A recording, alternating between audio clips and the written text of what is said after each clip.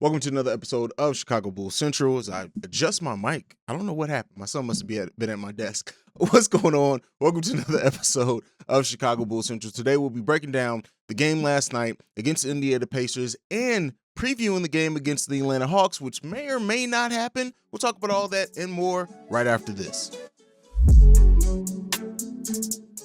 All right, so Zach LaVine, DeMar DeRozan combined for 56 points in a win, a revenge win in many ways, over the Indiana Pacers. And this game was a game in which the Bulls played solid defense, even missing Alex Caruso, missing Lonzo Ball. They played that scrappy team defense that can win you games, especially when you're a team that has playoff aspirations. And we already know we're going further than just making the playoffs, but that's a video for another day. But the Bulls played solidly on both sides of the ball. Not excellent, right? They didn't execute the best way. They didn't, they did some questionable things. I do like the way that they guarded Sabonis overall, not shooting an efficient game from Sabonis at all. That's the type of defense that you want to play. Vooch, as much as people like to complain on Vooch defensively and whatnot, Vooch was very engaged and active defensively. Was he perfect? No, not by any stretch of the imagination, but Vooch played very well on defense against Sabonis. Sabonis taking 17 shots, only getting 14 points based off those shots. Now, again, that's not all Vooch guarding him one-on-one, but in Vooch's minutes against him, that he played very, very, very well. And that's the type of defense you want to see. Caris LeVert scored 27 points. That won't pop out if you're just looking at the stat sheet, but it took him 22 shots to get those 27 points. Again, not an efficient night. And that's the theme overall when you look at the Indiana Pacers. They had all of their starters in double digits. They weren't very efficiently. The most efficient player was Miles Turner, and he did 9 for 18. That's 50% shooting, but 0 from 4 from three-pointer. Again, the Bulls played very, very good defensively in this game. But let's talk about it. Our franchise player in many ways, Zach LaVine, with his 32-point game, and there were stretches in this game where Zach was clearly the best player out on the court, and he knew what he can do. And then coming out after the game, hearing Chris Fleming say that DeMar said, "Oh no, let's play through Zach. I'll play off him." That's that unselfishness between those two players. Anyone who has that narrative of DeMar and LaVine being selfish, y'all got to let that go. This is not this team anymore. This is not these players. The vibe around this team is differently. The theme of sacrifice, hell, it's been talked about since the beginning of the season where DeMar said there was no ego between the two. This is about basketball, and they know that they are better together than what they were apart, and that's the special thing about this team. Vooch having another efficient game. They went to Vooch very early, very often, and he was very efficient in those touches that he got.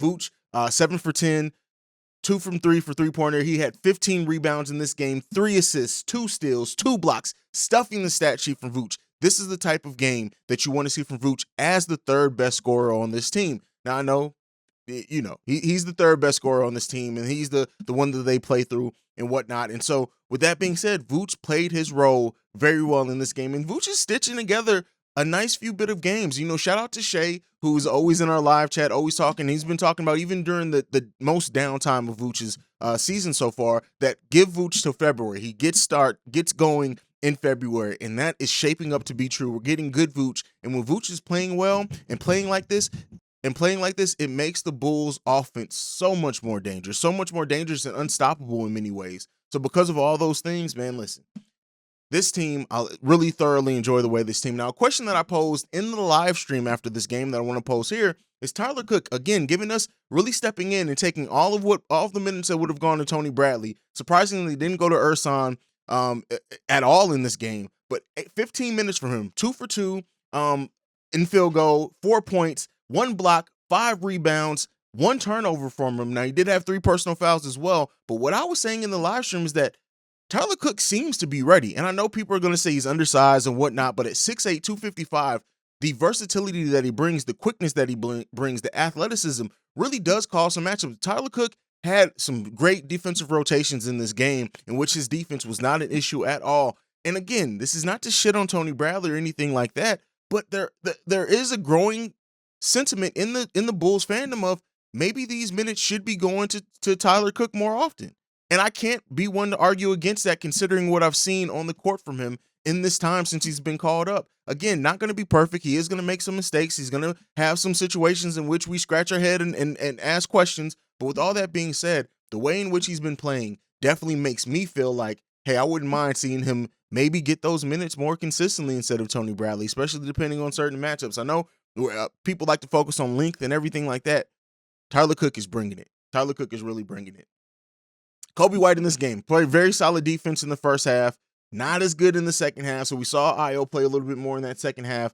Ayo gave us some really good minutes. Ayo's floater, when that thing is going, it's the thing of beauty. And Ayo's confidence steadily building. Like is not having Caruso out there, not having Lonzo out there, who he's usually out there with one of the two of them, and him just being able to just show that he has a lot of point guard skills and he offers a lot to this team. Listen, not mad at it at all. I really do enjoy the minutes that we're seeing from Ayo Dosunmu, and I hope that it's going to continue. We know Ayo, if nothing else, they've shown that he's going to get his minutes. Solid night overall from the bench tonight. Every bench player who got in the game had a positive plus minus, except Tyler Cook. I've already talked about him, and that's the key thing. They had some really good defensive sets in this game from our bench, and they scored pretty well for them. 20 points off the bench for us tonight. Again, that's not anything you want night in and night out from a bench. You want more than that. But with that being said, considering we're missing Derrick Jones Jr., we're missing Alex Caruso and Lonzo Ball, so a lot of players were playing a different role than what they would usually do. Solid night from our bench overall.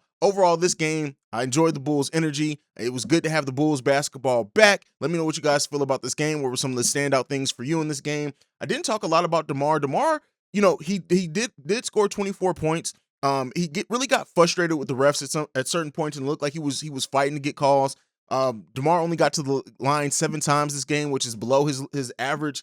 He did hit a great 3-pointer, but he was 9 for 20 from shooting. Not the best game as far as from an efficiency standpoint, but looking out there at everything he did, yes, he was frustrated. He let the refs get in his head a little bit, but overall positive game from DeMar DeRozan as well. He did have a negative plus minus in this game of minus 13, the only starter with a negative plus minus. But like I said, I understood it because DeMar was getting in his head and he allowed the refs to get in him. But luckily, everyone else stepped up. And if DeMar would have had a more solid game scoring, this game would have not even been in question, or the lead would have been even bigger. I do have some issues with, again, another down third quarter. But overall, from looking at Chris Fleming, him coaching this, stepping in, his first game stepping in while Billy Donovan is out in NBA health and safety protocol, overall solid game. I love the way our team played.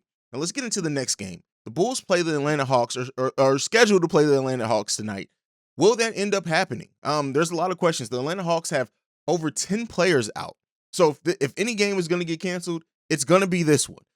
Now we don't know. I haven't paid attention to like any hardship signings that they've made or anything right now, but just looking at them, they're going to be without Delon Wright, without Kevin Huerter, without Trae Young, without Jalen Johnson, without John Collins, without Wes, without Lou Williams, without Timothy, I can never say his last name, without Danilo Gallinari, without DeAndre Hunter, without South. Listen, they are where we were a few weeks ago. So this game is more than likely going to be canceled. But if it's not, we're going to see a lot of what we saw last night. Solid game on both sides.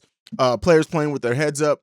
A lot of DeMar. Vooch is probably going to definitely be fed early, especially with John Collins not being in the game. But again, I hesitate to really do a full-out preview of this game because I don't expect it to be played. Now, if it is played, we will have a halftime hangout. We will have a live stream after the game. If it is not played, I will still have one live stream tonight so we can just hang out, do our thing. I'll turn it into a conversation and a call-in show where you guys can call in live and talk to me if this game does not happen. I'll keep my head up, and once a final decision is announced or whatever, I'll update it. I'll probably drop a quick video. I may even just drop it in the shorts or whatever to just update everyone on that.